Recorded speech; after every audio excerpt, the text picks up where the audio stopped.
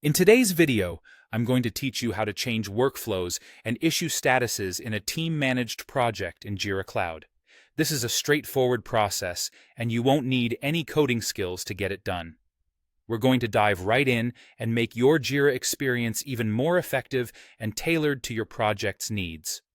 First things first, you'll want to go to your project in Jira. Once you're in, direct your attention to the top of the page where you'll find More Actions, symbolized by 3 dots next to the project name. You'll also find this option in the sidebar if you're working from there. Click this, and you'll see a drop-down menu. Select Project Settings from here. This will transport you into the hub where all your project's configurations and settings reside. Now that you're in Project Settings, look for Work Types. This is the place where issue types for team-managed projects are administered. Once you've found it, go ahead and click. You'll see a list of different work types like bug, story, task, and others. Decide which work type you want to modify and click on it. We're going to open up a whole new world of customization for this work type. Next, it's time to get down to the nitty-gritty and edit the workflow for your chosen work type. Look for the option that says Edit Workflow. It should be right there and easy to find. This is where you'll encounter a visual workflow editor, a handy tool that lets you tweak and tailor the progression of your issues with ease. Once you're in the editor, feel free to make the necessary changes.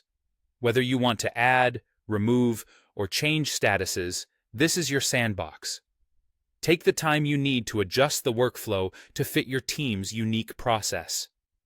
Once you feel satisfied with the changes, go ahead and click on Update Workflow or Save, depending on the terminology Jira uses at the time. This crucial step applies all the changes you've just made. But we're not done yet. After updating your workflow, there's one more thing you should check. Navigate to Board, and then to Columns and Statuses within the project settings. This specific area ensures that all the statuses you edited or added are properly displayed on your board.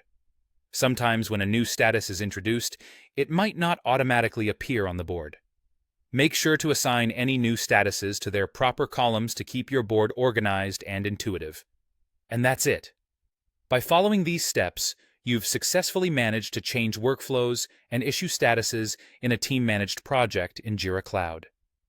Now your project can run even more smoothly, and your team can focus on what really matters, getting the job done efficiently. Thanks for watching, and stay tuned for more helpful tips on optimizing your tools and projects.